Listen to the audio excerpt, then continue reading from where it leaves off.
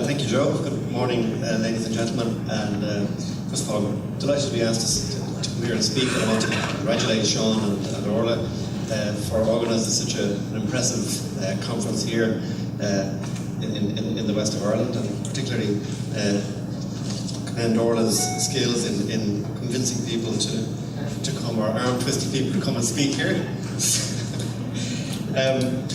So you've probably read already what Smart Grid Ireland is about there, so I won't repeat it, except to say one thing that in our what we say we do, positioning Ireland at the forefront of global smart grid development to create long-term economic wealth and employment for the people of Ireland.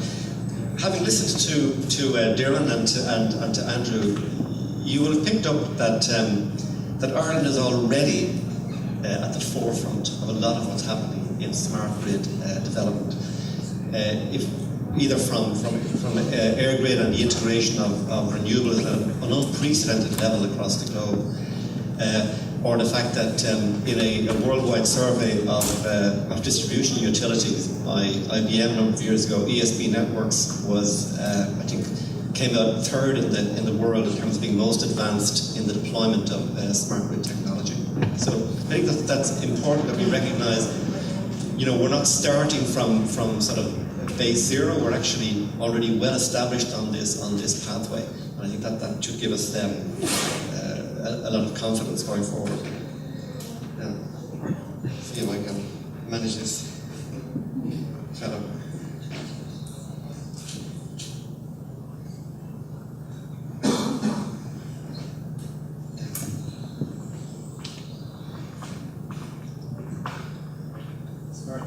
Smart technology.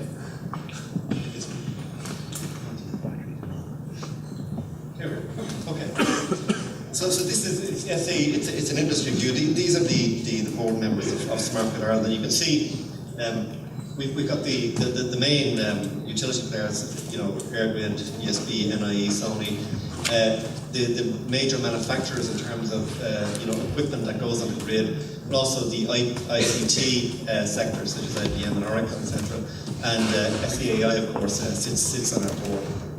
So it's very representative of the value chain across the smart grid sector.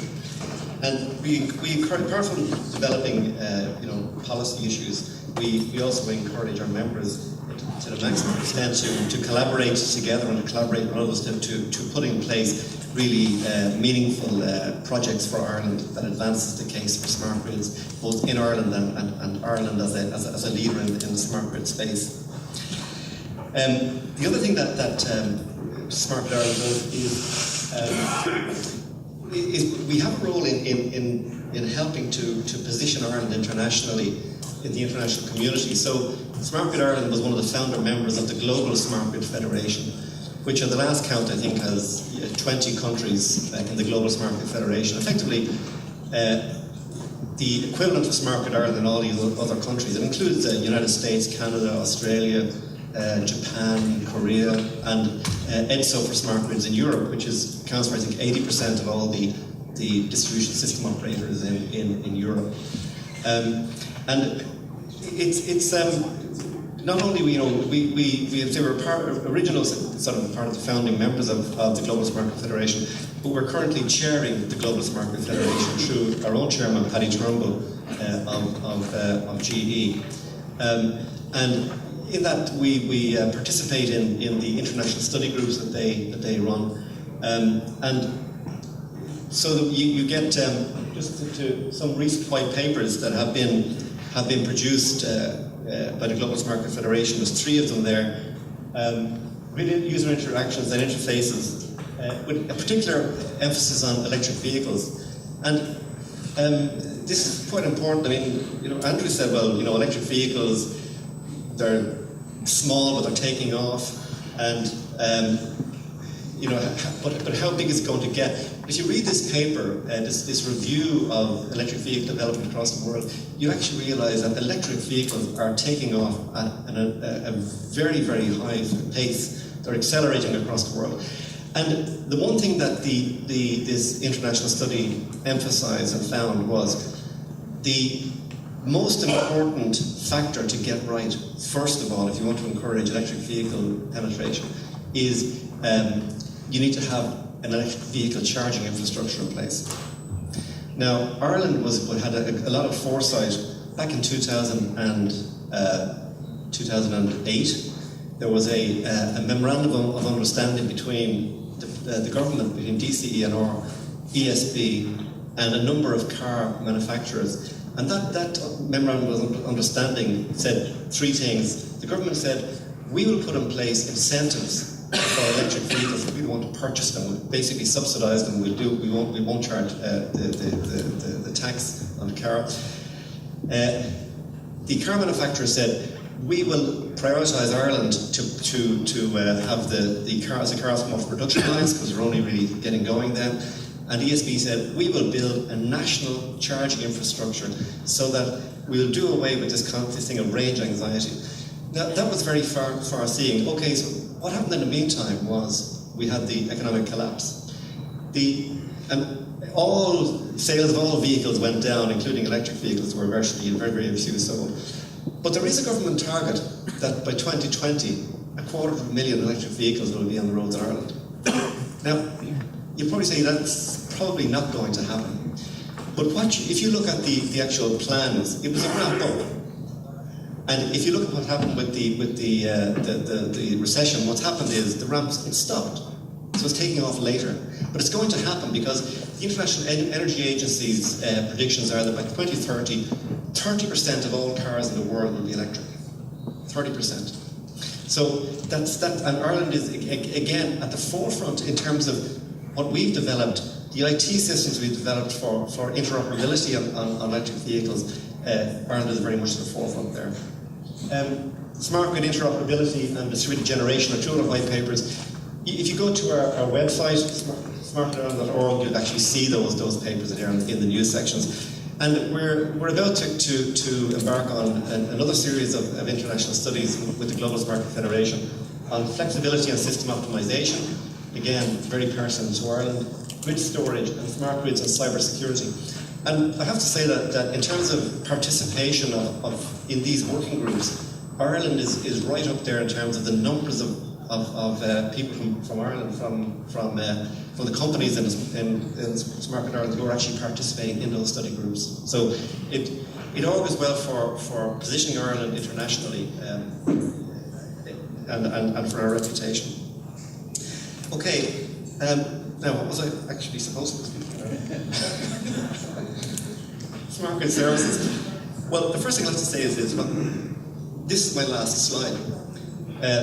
But you're all going to get copies of the slides, and there's an appendix with another 15 slides following this one. Okay, so the idea, with the time available, I didn't want to sort of just have a whole series of slides running through. So I'll talk to this slide, but there are very detailed backup slides which you'll get in the pack that you get afterwards. Mary Donnelly in the video address that earlier on, she spoke of viewing energy from a service point of view, and she spoke about that as looking at energy as a service, heating and cooling accounts for 50%, mobility for 30%, and power for about 20% or 25%. Didn't quite add up, but somewhere like that. But the interesting thing to actually observe in that is that in terms of decarbonising our economies, electrification of heat and electrification of transport are key policy objectives in Europe. So although we speak about the heat and cooling and mobility as being sectors and power being another sector, what we're going to see is an increased penetration of electricity into all of these sectors with a decarbonised electricity grid. And of course, Ireland, with the percentage renewables we have and the targets we have for 2050, again, will be leading the way. Not only in that, but in terms of electrification of mobility, we're doing that with the e-cars scheme we have in Ireland. In terms of electrification of heat, again, we have one of probably the biggest heating manufacturer in the world is based in Ireland, Glen Dimplex, and they are producing smart heating systems, both heat pumps and storage systems that again are attracting a lot of attention across the world in terms of the level of their innovation and their ability for integrating renewable energy.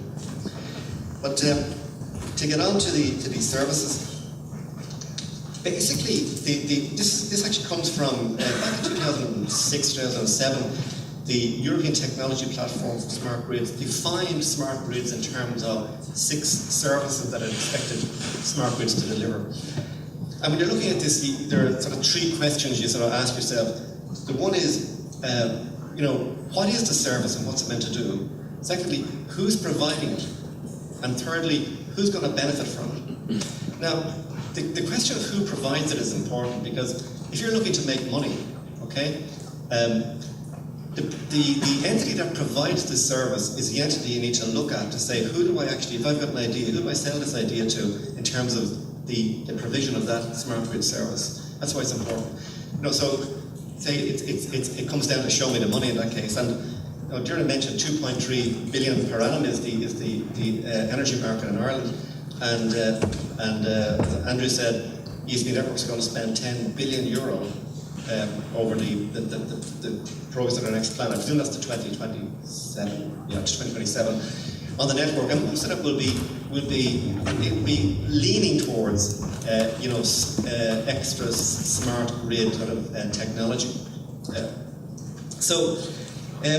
The first one is enabling the network to integrate users with new requirements, and that's very simple. This is the integration of distributed energy resources, large scale and small scale, heat pumps, electric vehicles and storage which are connected to the distribution grid. This is provided by the DSOs. So in the case of Ireland, it's NIE and ESB networks.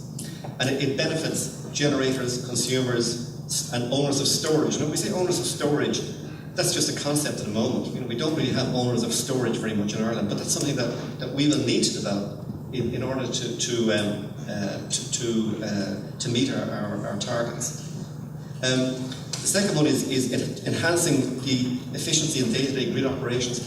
This is the unsexy part of smart grids, but it's where most of the money is spent. So most of what's happened in smart grids in Ireland and smart grids development has taken place under the radar because it hasn't been at the sort of the consumer level as yet. But it's where a lot of the money is being spent. So here you're talking about optimizing the operation of distribution assets and transmission assets, improving the efficiency of the network through more automation, monitoring and protection, and real-time operation, and then faster fault identification and resolution. So again, in this case, this information, these services are provided again by the distribution system operators and meter operators. In Ireland's case, that's one and the same thing. And it benefits consumers and generators and suppliers and system operators, of course. The C then is ensuring network security, system control, and quality of supply. So this again is about using intelligent, more effective control of the actual distributed energy resources themselves, ancillary backup reserve, and other ancillary services. And you've heard Duran talking about the ancillary services that basically EirGrid purchased. And EirGrid is making a proposal with the Commission to change the balance of money, that 2.3 billion that's paid out for electricity in the electricity market, to move it more towards a payment for ancillary services and away from capacity payments. So again, this is provided by the system operator, by aggregators, by suppliers. So these are all the people that you need to be looking to in terms of who actually carries it out.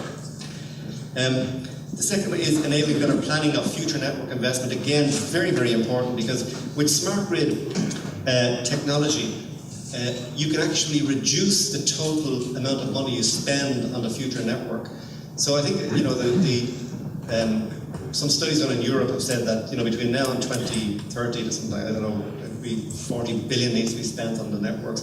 But if you didn't have smart grids, it would be 50 billion. So the information that you get and the control that you get enables you to do more with less effectively in terms of asset management. 2 minutes. 2 minutes, very good.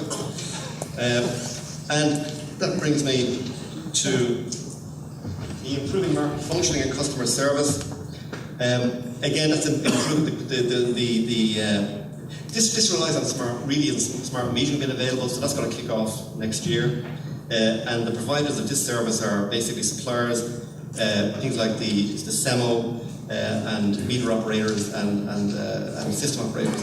And then the last one is actually the first one, really, because when the smart grids began to be spoken about originally, this was the goal. How do we get consumers involved and put consumers at the centre of the energy equation? And basically, this year is about greater consumption awareness from consumers by having smart metering systems, more information, allow them to modify their behaviour with price signals and load signals and related information. Again, this is provided by suppliers, meter operators, energy services companies. Again, an emerging sort of sector that will emerge in Ireland. And of course, it's consumers are the primary beneficiaries in this case. So there, I say it's all in detail in the follow-on slides. I just say again, our website has a lot of information on it, and that's it. Thank you very much.